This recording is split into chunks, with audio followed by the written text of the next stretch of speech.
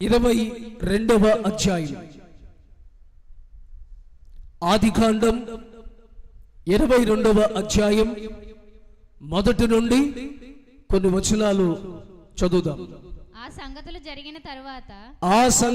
జరిగిన తరువాత దేవుడు అబ్రహామును ఏ సంగతులు అంటే అబ్రహాముకు లేక దేవుడు ఇస్సాకుని వాగ్దాన కుమారుడిని దేవుడిచ్చిన తరువాత ఇస్సాకును బట్టి అబ్రహాము తన ఇంట పండుగ చేసి వచ్చిన వారందరికీ భోజనాలు ఏర్పాటు చేసి ఒకరోజు కాదు, వారం కాదు, సంవత్సరాల పాటు అబ్రహాము దేవునికి కృతజ్ఞతను తెలియపరిచాడు. 100వ సంవత్సరములో దేవుడు ముందస్తుగా అబ్రహాముతో నేను నీకు పిల్లల్ని ఇస్తాను, నేను నీకు గర్భఫలం కలుగుతుంది, మీకు పిల్లలు కలుగుంటారు, నువ్వు ఆశీర్వదించబడతావు అని దేవుడు వాగ్దానం చేసినట్టుగా దేవుడు అబ్రహామును ప్రేమించి లేక కుమారుడనిచ్చిన తరువాత ఆ సంతోషకరమైన పండుగను జరుపుకుని ఆ తరువాత 22వ అధ్యాయము ప్రారంభించబడింది. అందుకే అక్కడ ఏమని రాశారు? 22వ అధ్యాయం మొదటి వాక్యములో ఆ సంగతులు జరిగిన తరువాత అంటే పండుగ జరిగిన తరువాత, సెలబ్రేషన్స్ జరిగిన తరువాత, ఆనందము రోజులు గడిచిన తరువాత, కృతజ్ఞత జరిగిన తరువాత చదవండి. దేవుడు అబ్రహామును పరిశోధించెను.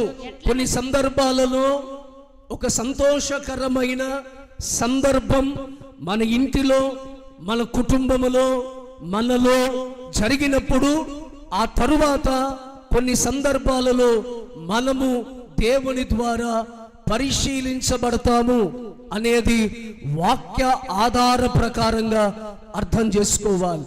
దేవుడు పరిశీలిస్తాడు, పరిశోధిస్తాడు. మనము నిలబడతామా, పడిపోతామా, తిరిగి మరలా దేవుణ్ణి కలిగి ఉంటామా, దేవునికి దూరం అయిపోతామా, అన్ని విషయాలు దేవుడు పరిశీలన చేస్తాడు.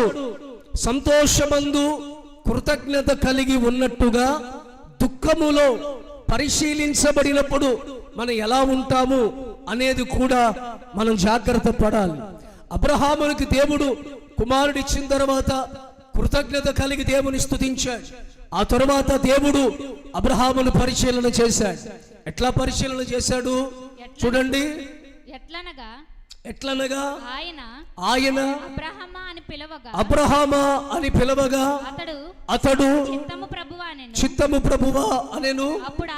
అప్పుడు ఆయన నీకు ఒక్కడై ఉన్న నీ కుమారుడిని అనగా ప్రేమించుచున్న ఇస్సాకును తీసుకుని మోరియా దేశమునకు వెళ్ళి అక్కడ నేను నీకు చూపించు పర్వతముల్లో ఒక పర్వతము దగ్గర దహన బలిగా అతనిని అర్పించమని చెప్పాను. దేవునికి స్తోత్రం.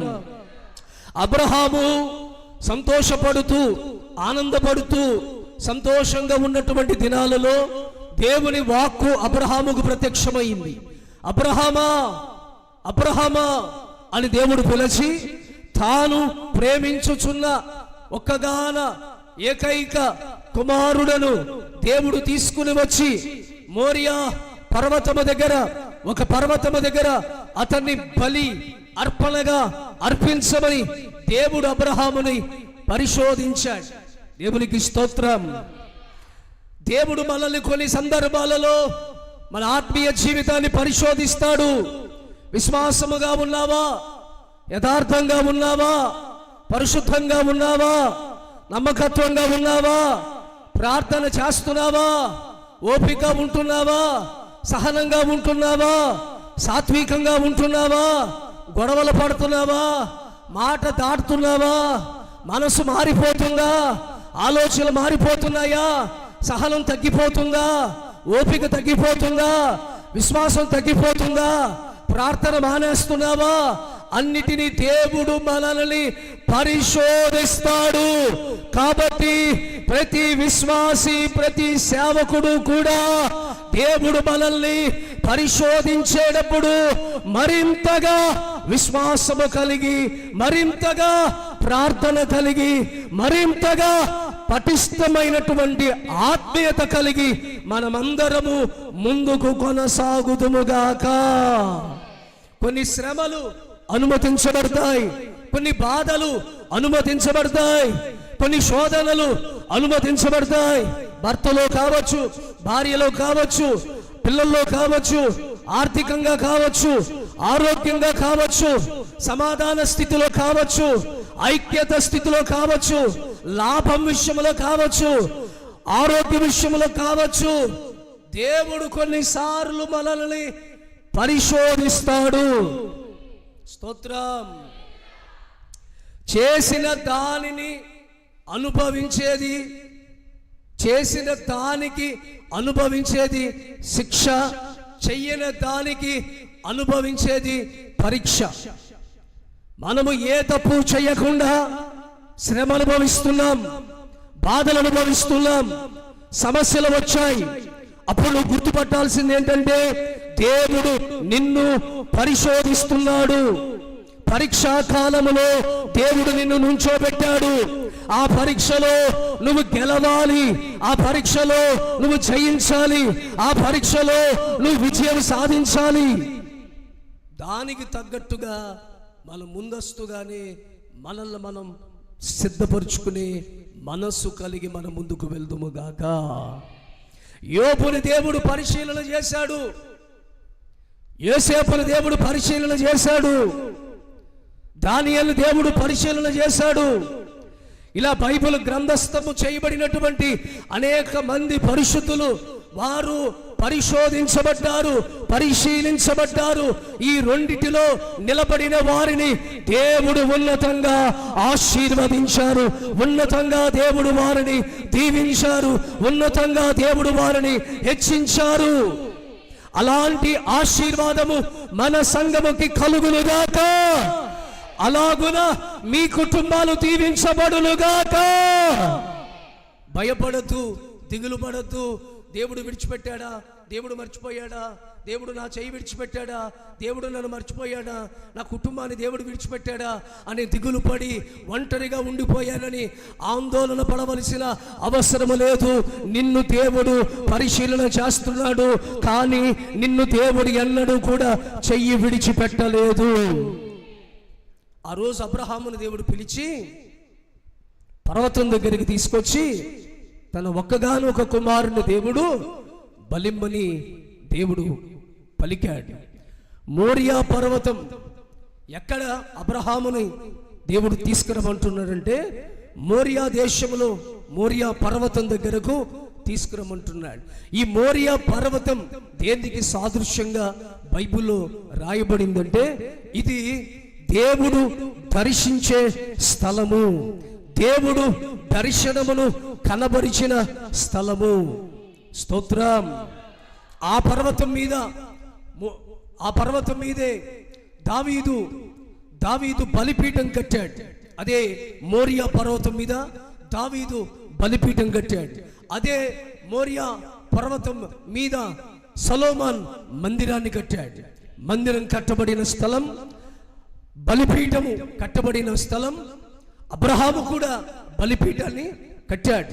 తన కుమారుణ్ణి ఆ బలిపీఠం మీద పరుండ చేసి దేవునికి బలివ్వాలని బలిపీఠాన్ని అబ్రహాము కూడా కట్టినట్లుగా బైబిల్లో మనం చూస్తాం. ఈరోజు ఎందుకు ఈ విషయాన్ని మీ ముందు పరిశుద్ధాత్మ దేవుడు ఈ పెంతెకోస్తు దినం, ఇది ఏ రోజు అంటే పెంతెకోస్తు దినం. ఈరోజు సరిగ్గా ఈస్టర్ నుంచి 50 రోజులు, ఈస్టర్ నుంచి 50 రోజులు గడిచిన తర్వాత పెంతెకోస్తు దినము అని ఈ రోజున పెంతెకోస్తు దినముగా మనము సెలబ్రేట్ చేసుకుంటున్నాం.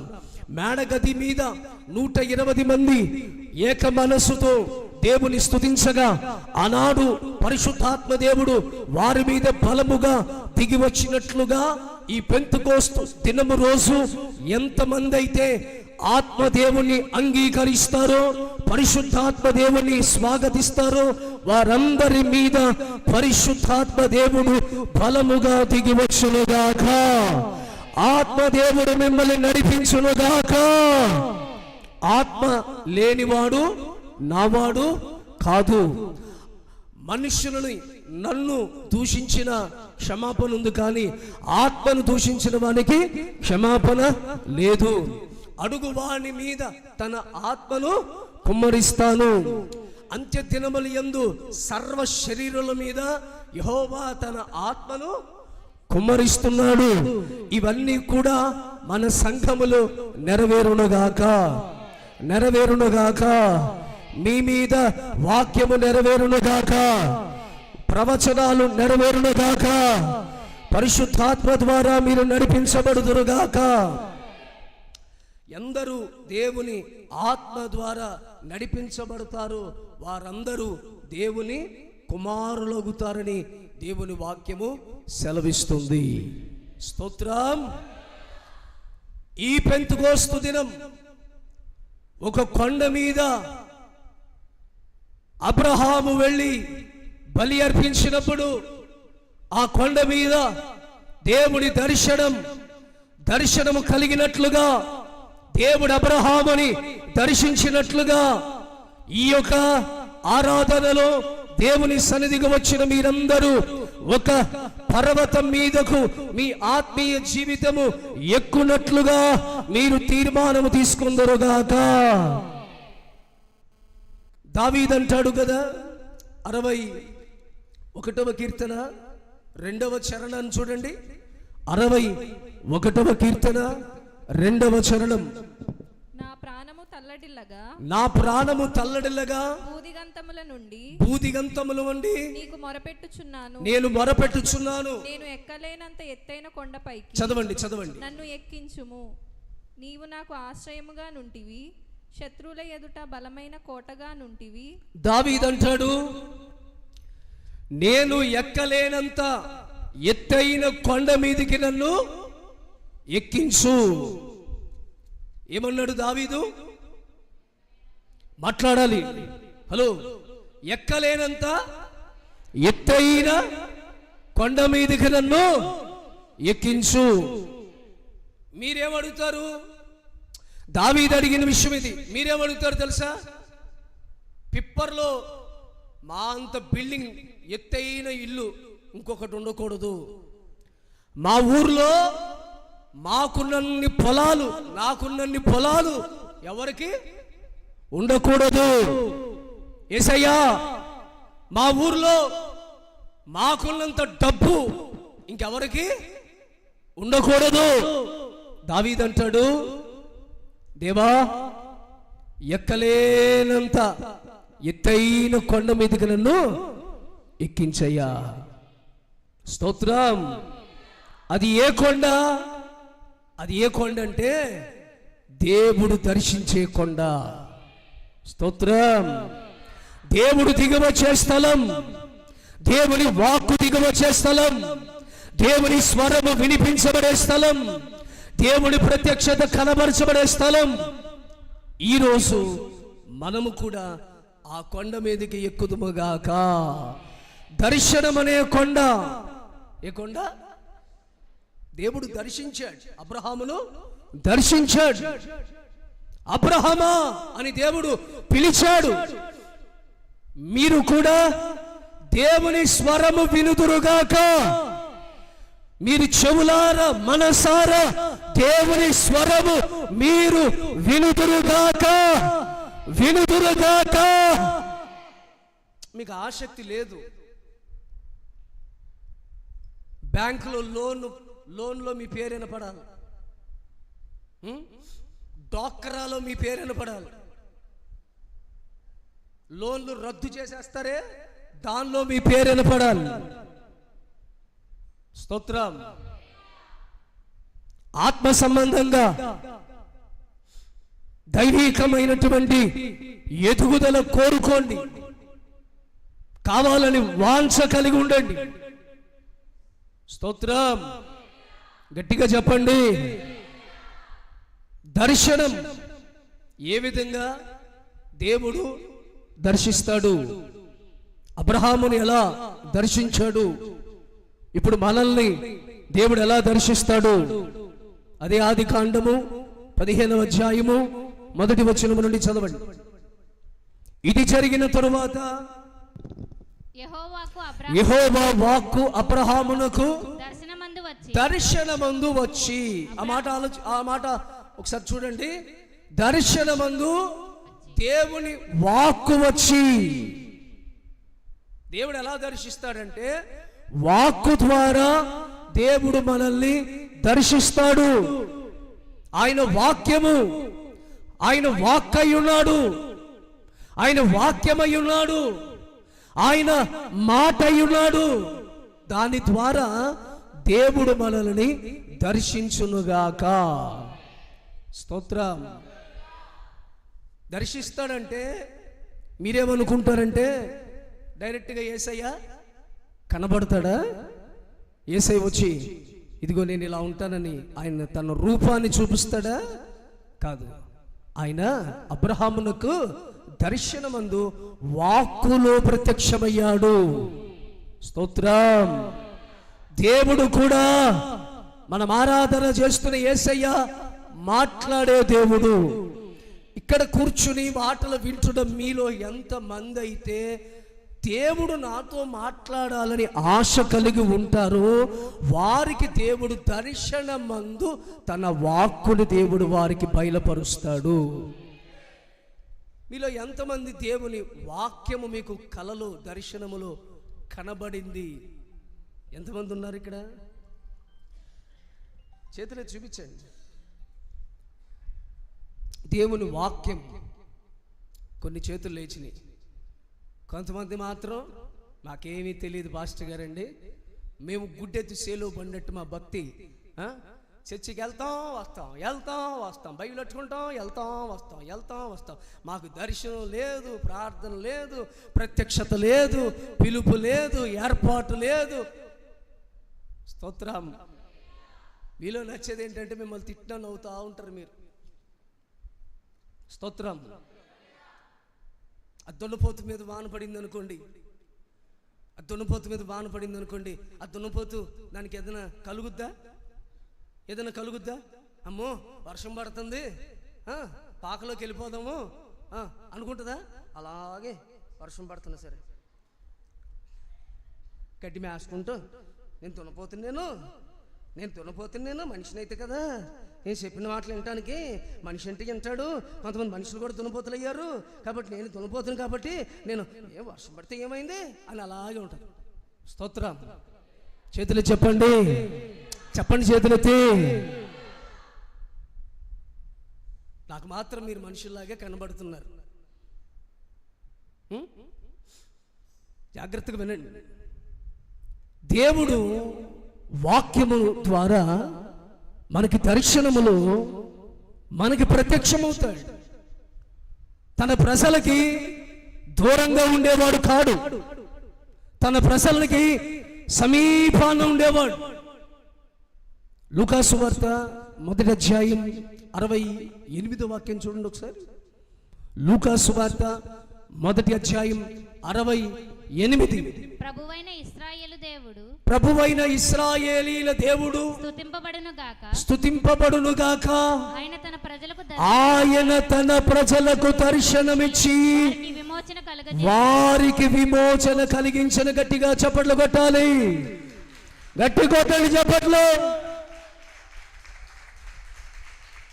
తన ప్రజలకి దర్శనమిచ్చి వారిని ఏం చేశాడు? విమోచిస్తున్నాడు. దర్శనమిచ్చి. నిర్గమకాండ 3వ అధ్యాయంలో ఇశ్రాయేలు ప్రజలు ఐగుప్తు దేశంలో బానిసలుగా ఉంటున్న దినాలలో వారందరూ ప్రార్థన చేసి ఏడ్చినప్పుడు దేవుడు దిగొచ్చాడా? వచ్చారా రాలేదా? దిగివచ్చి మోషేతో మోషే దర్శనం వచ్చిందా రాలేదా? వాక్యమే దర్శనం, వాక్కు దర్శనం కలిగిందా? మోషే ఇదిగో ఇశ్రాయేలీల ప్రజల యొక్క మొర నేను వింటిని. కష్టముల చేత, పని భారము చేత వారు పడిన కష్టములు నేను చూచితిని. నేను వారిని విడిపించుటకై దిగి వచ్చి ఉన్నాను. ఏం దిగి వచ్చారు? ఏం దిగి వచ్చారు? దిగి వచ్చారు అన్నారు కదా. ఏం దిగి వచ్చారు? దర్శనముగా, వాక్కుగా దిగి వచ్చాను. ఎందుకు దిగి వచ్చావయ్యా అంటే విమోచించడానికి, ఐగుప్తు చెరలో నుండి విమోచించడానికి,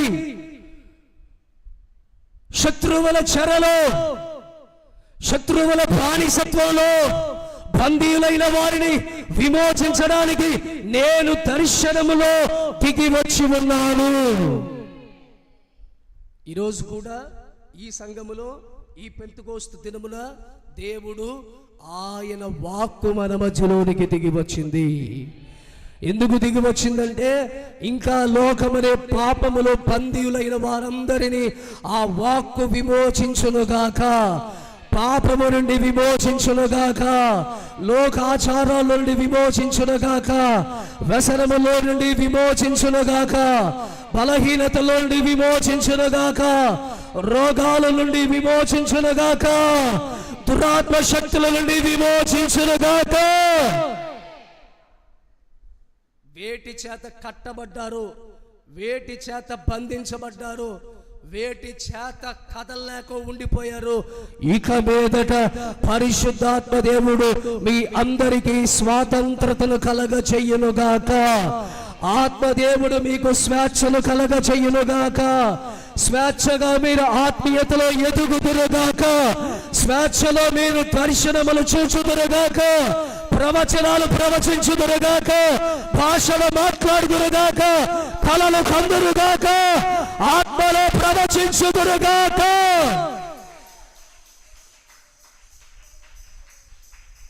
కట్టబడిన వారందరినీ నా దేవుడు విప్పునుగాక. చాలా మంది స్వేచ్ఛ లేక ప్రార్థన చేయలేకపోతున్నారు, ఉపవాసం ఉండలేకపోతున్నారు, కన్నీళ్లు కార్చలేకపోతున్నారు, పరిచర్య చేయలేకపోతున్నారు, ఏమండి దేవుని సన్నిధిలో ఆనందించలేకపోతున్నారు. ఆత్మదేవుడు నిన్ను ప్రేరేపిస్తే ఒకరు నిన్ను బలవంతం చేయవలసిన అవసరం లేదు. ఫిలిప్పును రథముల కంటే వేగంగా నడిపించిన అదే పరిశుద్ధాత్మ దేవుడు ఇక్కడ ఉన్నాడు. అదే పరిశుద్ధాత్మ దేవుడు ఇక్కడ సంచరిస్తున్నాడు. ఫిలిప్పును రథాల కంటే వేగంగా పరిగెత్తించి సువార్తను చేపట్టించి ఆత్మను రక్షించిన అదే పరిశుద్ధాత్మ దేవుడు మిమ్మల్ని కూడా ఆత్మీయతలో పరిగెత్తే వారిగా దేవుడు చెయ్యునుగాక. ఒక్క మాట మీకు చెప్పి నేను ముందుకు వెళతాను. మీకు దేవుని ఆత్మ స్వాతంత్రతను కలగ చెయ్యునుగాక. కట్టబడిన ఆత్మీయులుగా మీరు ఉండొద్దు. ఆరాధన చేయడంలో కానీ, క్రీస్తునందు ఆనందించడంలో కానీ, పరిశుద్ధాత్మలో ఉల్లసించడంలో కానీ, భాషలు మాట్లాడటంలో కానీ, ప్రవచనాలు ప్రవచించడంలో కానీ, దేని విషయంలోనైనా మీ శరీర శక్తి కంటే ఆత్మ సంబంధమైన రెట్టింపు బలము చేత మీరు దేవుని సన్నిధిలో ఉందురుగాక, ఉందురుగాక. అలాగున దేవుడు చెయ్యునుగాక.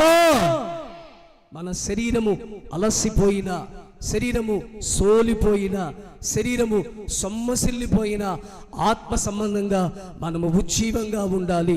ఆత్మ సంబంధంగా వైరాగ్యంగా ఉండాలి. ఆత్మ రేపే కొద్ది మన ముందుకు సాగే కృప పరిశుద్ధాత్మ దేవుడు మనకిచ్చునుగాక. మూడు మాటలు చెప్తా.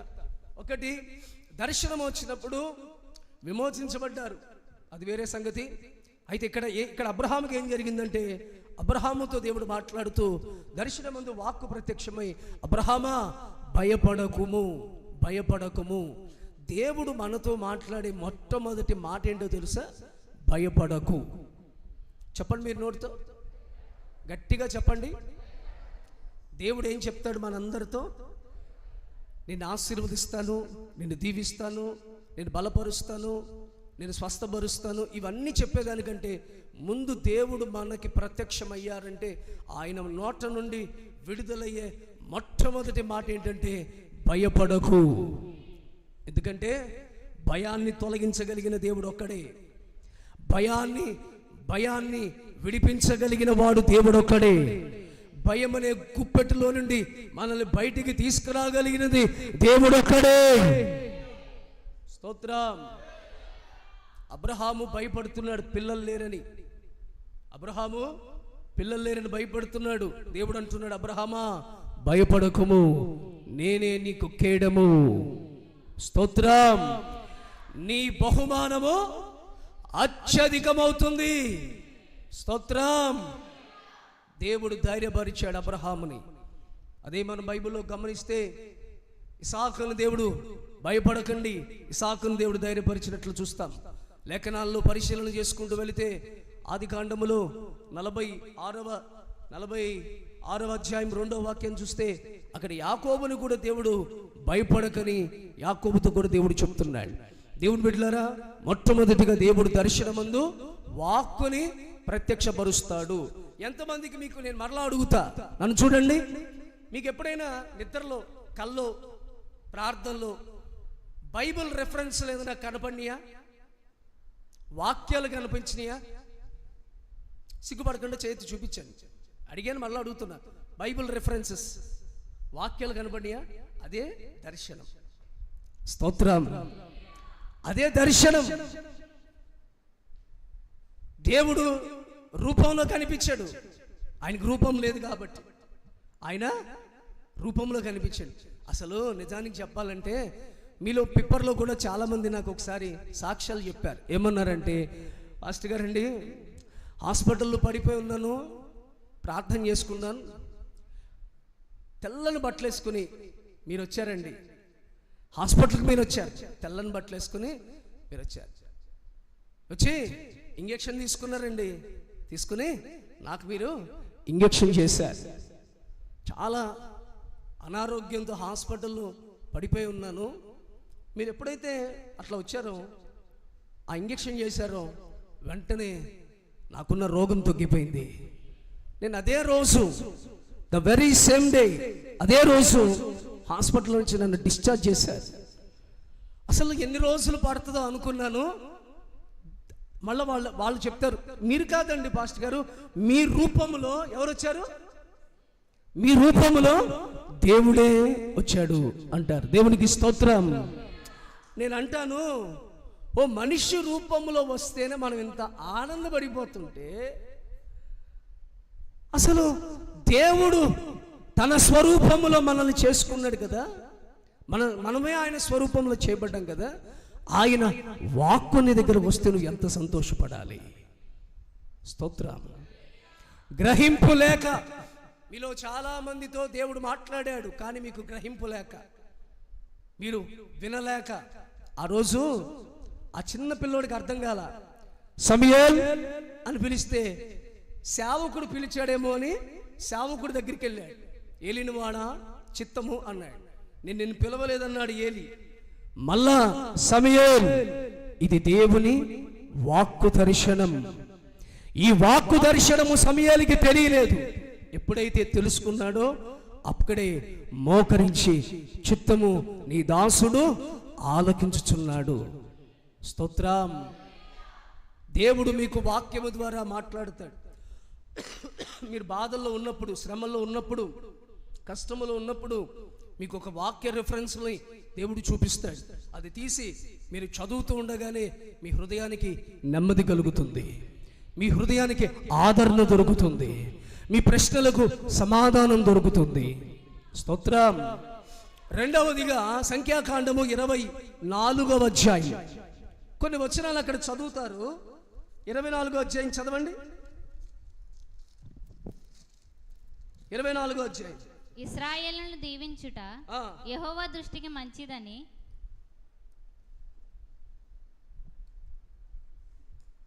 ఏమ్మా, మనకంతా ఊకొట్టే బ్యాచేనా? అంతే, ఏం చేద్దాం మరి? మాస్టర్ గారి వెనకాల ఊ ఊ ఊ ఊ అంటే కానీ మీ నోరులు తెరవరు. మీరు వాక్యం చదవడానికి ఏంటంటే నాకు అర్థం కాదు. చక్కగా దేవుని వాక్యం చదవచ్చు కదా, ఎన్నిసార్లు చెప్పినా ఈ మొదటికే మళ్ళా రేపు ఆదివారం మళ్ళీ ఫస్ట్కి మాస్టర్ గారు చదివితే మాస్టర్ గారు ఊకొడితే మనం చదువుతాం, లేకపోతే బెల్లం కొట్టిన రాయిలాగా, పాయిజన్ తాగిన పాములాగా. చదువుకో, చక్కగా చదువుకుంటూ ఉంటే సమయం గడిచిపోతే సమయం ముందుకు వెళ్తూ ఉంటుంది కదా. 24వ అధ్యాయములో ఏం రాస్తుందంటే, బాలాకు రాజు బిలామును పిలిపించాడు. బిలామును పిలిపించి, ఇదిగో ఇశ్రాయేలు ప్రజలు నువ్వు శపించాలి. బిలాము ఎవరు? ప్రవక్త. బిలాము అవునంటే అవును, కాదంటే కాదు. బిలాము జరుగుద్దంటే జరుగుద్ది, జరగదంటే జరగదు. దీవెనంటే దీవెన, శాపం అంటే శాపం. కాబట్టి బిలామును తీసుకొచ్చి ఇశ్రాయేలు ప్రజలను శపించాలి అని ఒక ఉద్దేశంతో బిలామును నిలబెట్టి ఆ శాపనాలు పలకమని మాట్లాడితే, అతడు మునుపటి వలె శకునములు చూచుటకు వెళ్ళక అరణ్యం వైపు తన ముఖమును త్రిప్పుకొని, బిలాము కనులెత్తి ఇశ్రాయేలీయులు తమ తమ గోత్రములు చొప్పున దిగియుండుట చూచినప్పుడు దేవుని ఆత్మ అతని మీద వచ్చెను కనుక. స్తోత్రం. ఆ కొండ మీద నిలబడ్డారండి అని చూడండి. రాజుగారు నిలబడ్డారు, ప్రవక్త గారు నిలబడ్డారు. కొండ గృహ కింద నుండి ఇశ్రాయేలు సర్వ సైన్యమంతా కూడా వెళ్తా ఉన్నారు. కాంట్రాక్ట్ మాట్లాడుకున్నారు రాజుగారు బిలాముతో. ఏమని? ఇశ్రాయేలు ప్రజల్ని శపించు. బిలాము కూడా ఓకే అన్నారు. సేవకులు శపిస్తారా? శపిస్తారా? శపిస్తారా? ఆశీర్వదిస్తారా? గట్టి స్వరంతో చెప్పండి. అది ఈయన శకునములు, ఇదివరకు శకునములు చూడకంట. ఇదివరకు ఏం చూసేవాడైతే శకునం అంటే తెలుసా? శకునాలు తెలుసా తెలీదా? క్రైస్తవులు ఇప్పుడు బాగుంటారండి, చర్చిలో భలే ఉంటారు విశ్వాసులు. కోసినా సరే క్రీస్తు రక్తమే చెందాలి అన్నట్టుగా ఉంటారు. పెళ్ళిళ్ళప్పుడు తెలుస్తాయి మీ అసలైన నిజస్వరూపం. భక్తి, జాతకాలు, జ్యోతిష్కులు, నక్షత్రాలు, రాసులు, తిథులు, ఫలాలు, ఇంకేమున్నాయి? తలకాయ, ఇంకా చెప్పండి.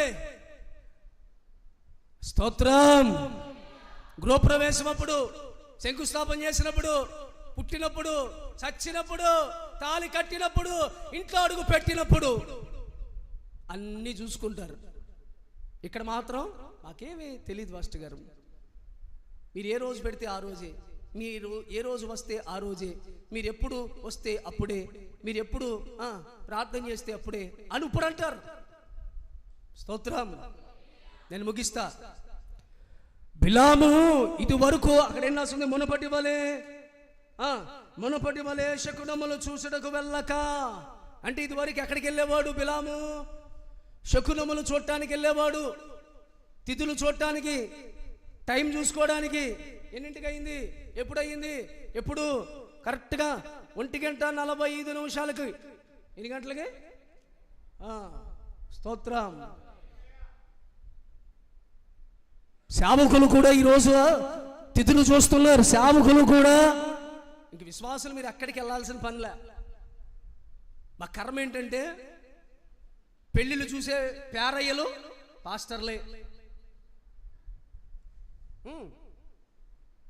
ఇంకా పెళ్ళిళ్ళు చూసే పేరమ్మ ఎవరు? పాస్టర్మ్మ. ఎంత బాగా చెప్తున్నారు. ఏదో మన చర్చిలో జరిగేటట్టుగా. జరిగింది ఎప్పుడైనా అలాగా? ఎప్పుడైనా జరిగిందా? స్తోత్రం. పాస్టర్లు అన్నీ చూస్తున్నారు. ముహూర్తాలు పాస్టర్లే. పాస్టర్ గారండి మంచి రోజు చెప్పండి అంటే ప్రార్థన చేసి ఇదిగో పలానా మంచి రోజు చెప్తుంది. పాస్టర్ గారండి ఎప్పుడు ఇంట్లోకి అడుగు పెట్టాలో చెప్పండి, పలానా రోజు. గుమ్మాలు ఎప్పుడు పెట్టాలి చెప్పండి, పలానా రోజు. ఏ ఫేసింగ్ పెట్టాలి? ఫేసింగ్ ఇటు ఉండాలా, ఇటు ఉండాలా, ఇటు ఉండాలా? నీ కర్మ, నువ్వు ఎటు పెట్టుకున్నా నీ కర్మ లేదు, సరిగ్గా లేదనుకో, ఏ ఆశీర్వాదం రాదు. స్తోత్రం. కొంతమంది చూడండి, తూర్పు ఫేసింగే. ఏ ఫేసింగ్? ఆ ఫేసింగ్ దాటినా వద్దు, మాకు ఉండేదే కొంప అద్దెకింట్లో. అద్దెకింట్లో ఉండేది కూడా మళ్ళీ మనోడికి ఏ ఫేసింగ్ కావాలి? ఆ ఫేసింగే కావాలి. నన్ను అడుగుతున్నాడు ఒక ఆయన, తాడేపల్లిగూడెంలో బండి వేసుకొచ్చి, పాస్టర్ గారండి ఈ గణేష్ నగర్లో తూర్పు ఫేసింగ్ బిల్డింగ్ ఏమన్నా ఉందా అన్న. కొనుక్కుంటావన్నా. కొనుక్కోవడమా పాడా, రెంట్కు దొరుకుతేమో. నువ్వు వచ్చేదే అద్దె కొంపకి. మళ్ళీ నీకు తూర్పు ఫేస్ ఉండాలి, కిటికీలు తెరిచి ఉండాలి, గాలి రావాలి. స్తోత్రం. చెప్పండి చేతులెత్తి. శకునాలు చూశాడంట. ఇప్పుడు చోట్ల ఎందుకు? దేవుని ఆత్మ బిలాము మీదకి దిగిరాగా. స్తోత్రం. చదువు చదువు చదువు.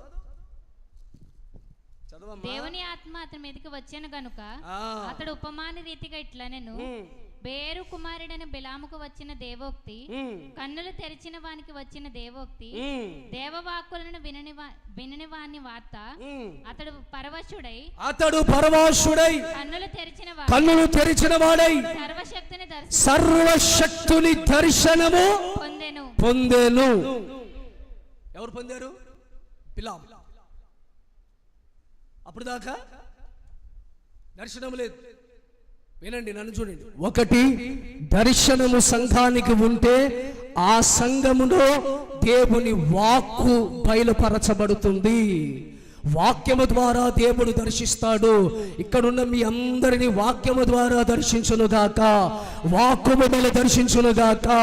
వాక్యమైన దేవుడు మీతో మాట్లాడునుగాక, మీ పిల్లలతో మాట్లాడునుగాక, సేవకుడితో మాట్లాడునుగాక, సంఘ పెద్దలతో మాట్లాడునుగాక. 2, దర్శనం ఉన్నవాడు దీవిస్తాడు. గట్టిగా చెప్పండి. దర్శనం ఉన్నవాడు. ఒక సేవకుడికి దర్శనం ఉంటే వాడు నోటు నుండి నువ్వు అదవుతావు ఇదవుతావు అనే మాట ఎత్తేదానికి లేదు. మీరు గుర్తుపెట్టుకోండి, మీ ముందు నిలిచిన ఏ సేవకుడైనా, మీరు చూస్తున్న ఏ దైవజనుడైనా ఆశీర్వదించేవాడై ఉండాలి. ఆశీర్వాదం కాకుండా శాపనార్థాలు మాట్లాడుతున్నారంటే దర్శనము లేని సేవకుడు, ప్రత్యక్షత లేదు. స్తోత్రం. నేను చెప్తున్నానా? బైబిల్లో ఉందా? బిలాము ఎందుకు నిలబడ్డాడు? శపించడానికి. కానీ ఎందుకు ఆశీర్వదిస్తున్నాడు? ఏమొచ్చింది? సర్వశక్తుని దర్శనం ఉంది అక్కడ. దర్శనం, సర్వశక్తుని ఒక దర్శనము బిలాము మీదికి రాగా టోటల్ మైండ్ అంతా మారిపోయింది. ఆ దర్శనం రాగానే ఆ ఇశ్రాయేలు ప్రజలు చూసి అంటాడు, ఇశ్రాయేలీలు, యాకోబు, నీ గుడారము ఎంతో రమ్యమైనది. స్తోత్రం. యాకోబు, ఇశ్రాయేలీలు, మీకు గుర్రపోతు వేగము వంటి వేగం మీది. మీరు ఆశీర్వదించబడిన వారు ఆశీర్వదించబడతారు. మీరు ఎవరినైనా శపించారా? వారు శపించబడతారు. దీవిస్తున్నాడండి. ఒకటే దీవెలన్నీ పలుకుతున్నాడు. చూడండి అక్కడ, కొంచెం కిందకి వెళ్ళమ్మా. చదవండి. యాకోబు నీ గుడారములు, ఇశ్రాయేలు నీ నివాస స్థలము ఎంతో రమ్యమైనది. వాగుల వలె అవి వ్యాపించుచున్నాయి. మీ కుటుంబాలు వ్యాపించునుగాక, మీ సంతోషం వ్యాపించునుగాక, మీ సమాధానం వ్యాపించునుగాక. వ్యాపిస్తారు మీరు. మన సంఘం వ్యాపించునుగాక. నది తీరం అందలి తోటల వలెను, తోట వలె యెహోవా నాటిన అగరు చెట్ల వలెను, నేల యొద్దను యొద్దనున్న ఆహా, నీళ్ల యొద్ద ఉన్న దేవదారు వృక్షము వలె దేవదారు వృక్షము వలె అవి ఉన్నవి. అవి ఉన్నాయి. దేవదారు వృక్షాల్లా గుంటారు మీరు. నీళ్ల దగ్గర ఉన్న చెట్లు వలె ఫలిస్తారు. నేను దేవుని దర్శనంతో నింపబడితే నిస్సీ కల్వరి సంఘం పిప్పర్లో ప్రయాసపడి ఈ ఎండవేళలో కూడా దేవుని వాక్యం వింటున్న మీరందరూ ఆశీర్వదించబడుదురుగాక, దీవించబడుదురుగాక.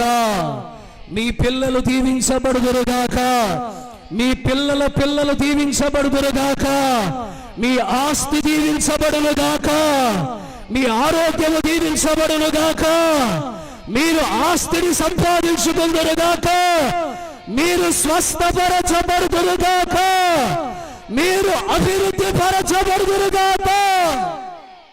ఇది దర్శనములో పలికే మాటలు. స్తోత్రం. సర్వశక్తుని దర్శనం ఇప్పుడు మీకు వస్తే మీరేం చేస్తారు? నేనేం చేశా, మీరేం చేస్తారు? చెయ్యండి అంటారేంటండి? నేనేం చేశా? ఇప్పుడు మీరు దేవుని దర్శనం మీకు వచ్చింది. దేవుని దర్శనం మీరు పొందుకున్నారు. ఆయన దర్శనంతో మిమ్మల్ని నింపాడు. ఇప్పుడు మీరేమంటారు? నోరు తెరిచి అనండి. నిస్సీ కల్వరి సంఘం అనండి. దైవజనులు కుటుంబం, దైవ సేవకుల పిల్లలు, సంఘ పెద్దలు, సంఘం. అయ్యో, నేను ఎంత ప్రేమగా దీవించాను అంత ప్రేమ మీ దగ్గర నుంచి రావట్లా. చాలా నీరసంగా దీవిస్తున్నారు. ఐసీయూ పేషెంట్ చివరి ఆశీర్వాదాలు ఇస్తాడు చూసారా? ఐసీయూ పేషెంట్ చివరిలో ఆస్తి పంపకాల ఆశీర్వాదాలు ఇస్తాడు. అలాగే ఇస్తున్నారు మీరు గట్టిగా. పరిచర్య, సేవకులు, సంఘ పెద్దలు, మేమంతా దీవించబడుదుముగాక, దీవించబడుదుముగాక, దీవించబడుదుముగాక, దీవించబడుదుముగాక, దీవించబడుదుముగాక, దీవించబడుదుముగాక. 7వసారి దీవించబడుదుముగాక. మోకరించండి, ప్రార్థన చేసుకుందాం.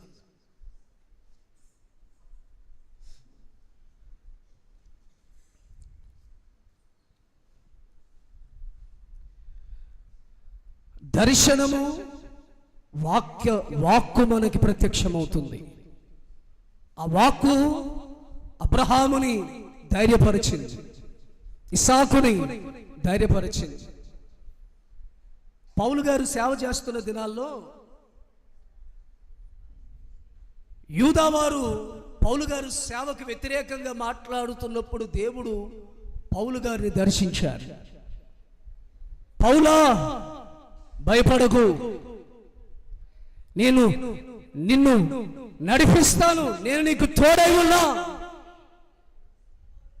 ఎక్కడైతే పారిపోదాం అనుకున్నాడో సంవత్సరం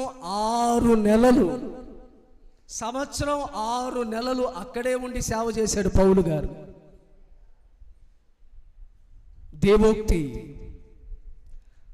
దేవోక్తి లేని, దైవోక్తి లేని జనులు చెడు త్రోవను నడుస్తారు. వాక్యం చెప్తుంది, దైవోక్తి లేని జనులు వాళ్ళకి ఇష్టానుసారమైన త్రోవలు నడుస్తారు. యేసయ్యా, దర్శనము మాకు దైవోక్తిని ప్రసాదించాలి, వాక్కుని ప్రసాదించాలి.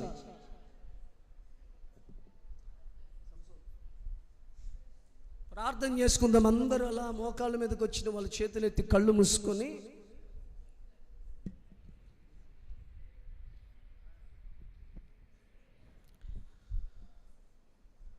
మోకాళ్ళ మీదకి రండి, మోకరించండి.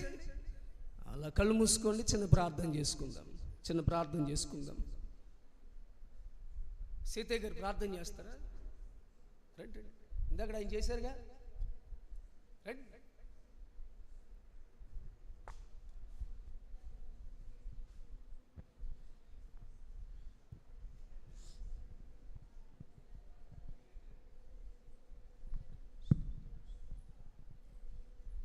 మహాపరిశుద్ధుడు అద్భుతకరుడైన మా తండ్రి, కృపగల దేవ, శక్తిమంతుడా, నిస్వార్థపరుడా, స్తోత్రము నాయన.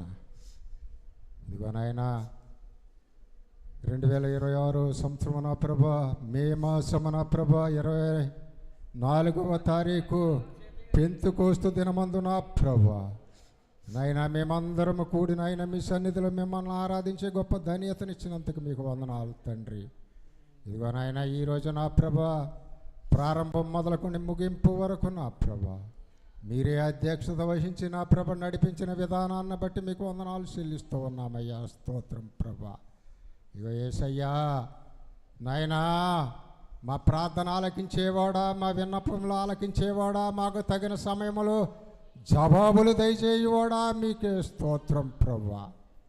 ఇదిగో నాయన మీ దాసులు నా ప్రభా, మా సేవకులు నా ప్రభా యామంతపాలు గారిని బట్టి మీకు వందనాలయ్యా. వారి కుటుంబాన్ని బట్టి మీకు వందనాలు ప్రభా. నాయన మా పాస్టమ్మ గారు, వారి తండ్రి నా ప్రభా మీ యందు నిద్రించి ఉన్నారు ప్రభా. గొప్ప సాక్షిగా నా ప్రభా మీ సన్నిధికి వచ్చి నా ప్రభా పండుకొని సరిపోయినట్లుగా మేము విన్నాం ప్రభా. ఆ బిడ్డను మీ సన్నిధిలో చేర్చుకోమని అడుగుస్తున్నాం ప్రభా. స్తోత్రం నాయన, మీ సన్నిధిలో చేర్చుకొని ఉన్నారని మేము నమ్ముతున్నాం ప్రభా. స్తోత్రం ప్రభా. ఇదిగో నాయన మీ దాసులు మాట్లాడాన్ని విధానాన్ని బట్టి మీకు వందనాలు ప్రభా.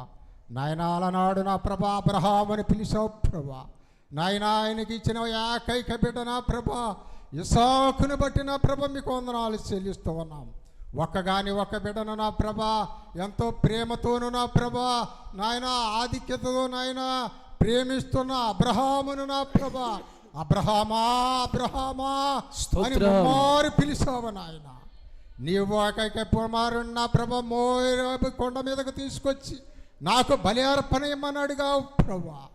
నాయన అబ్రహాము విన తిరగకుండా నా ప్రభా నాయన బిడ్డను తీసుకుని నా ప్రభా మోరే కొండకు తీసుకొని వచ్చి నా ప్రభా బలి అర్పణ నాయన బలిపీఠము కట్టిన ప్రభా నాయన మీ దాసుడైన అబ్రహాము నా ప్రభా మీ చిత్తమే చేసినట్లుగా మేము మీ వాక్యము ద్వారా మీ దాసుడు వివరించారు ప్రభా. అలాగే నా ప్రభా నాయన మేము విశ్వాసులమై ఉన్నప్పటికీ నా ప్రభ విని తిరగకుండా నా ప్రభా మిమ్మల్ని నమ్మి మిమ్మల్ని విశ్వసించి మీ కొరకై ఎదురు చూసే గొప్ప ధన్యతని మనం అడుగుతున్నాం ప్రభా. సహాయం చేయండి. అదే కాకుండా ఇశ్రాయేలీయులు అభివృద్ధి చెందటానికి నా ప్రభా బిలామును తీసుకొచ్చిన ప్రభా వారిని శపించడానికి నా ప్రభా ప్రయత్నం చేసినప్పటికీ నాయన మీరే వాడి నోట నుండి దీవెనలు కుమ్మరించినట్లుగా నా ప్రభా మేము మీ వాక్యంలో చూస్తూ ఉన్నాం నాయన. మీ దాసుడు మాట్లాడే విధానాన్ని బట్టి మీకు వందనాలయ్యా. మీ దాసుని ఇంకా 7 ఆత్మతో ఎత్తిపట్టి నా ప్రభా వారు చేస్తున్న ప్రయాస వ్యర్థము కాకుండా దినదినము అభివృద్ధి చెందినట్లుగా నా ప్రభా వారి ప్రయాసను సఫలీకృతం చేయమని అడుగుస్తున్నాను. సహాయం చేయండి అయ్యా. వారి బిడ్డలను ఆయన వారి బిడ్డలను ఆశీర్వదించండి, వారి కుటుంబాన్ని అభివృద్ధి పరచండి. వారికి లేమితనం అన్నది లేకుండా నా ప్రభా సమస్తము సమృద్ధినిచ్చినట్లుగా సహాయం చేయమని ఇక్కడ వచ్చిన బిడ్డలందరినీ ఆశీర్వదించమని అడుగుస్తున్నాను ప్రభా. నిశ్చయ కలవరి సంఘ బిడ్డలను, సంఘ కుటుంబాలను, సంఘ సేవకులను, సంఘ విశ్వాసులను నా ప్రభా పేరు పేరున ప్రతి ఒక్కరిని జ్ఞాపకం చేసుకోమని వారి అవసరతలు అక్రతలు తీర్చమని అడుగుతున్నాను ప్రభా. సహాయం చేయండి. చదువుకున్న బిడ్డలను జ్ఞాపకం చేసుకోండి ప్రభా. వారు ఎంతో మార్కులతో ఉత్తీర్ణులు చెందిన బిడ్డలు ఉన్నారు ప్రభా. వారు ఏ కాలేజీ సీటు కావాలని ఆశించుతున్నారు నాయన కాలేజీ యాజమాన్యానికి మీరు దర్శించి ఆ బిడ్డలకు కావలసిన సీటు చేరవలసిన కాలేజీ చేర్పించినట్లుగా సహాయం చేయమని అడుగుతున్నాం. ఎండ వేడికి తట్టుకోలేని బిడ్డలను ఆశీర్వదించండి, అభివృద్ధి పరచండి నాయనా. అలనాడు ఇశ్రాయేలు జనాంగాన్ని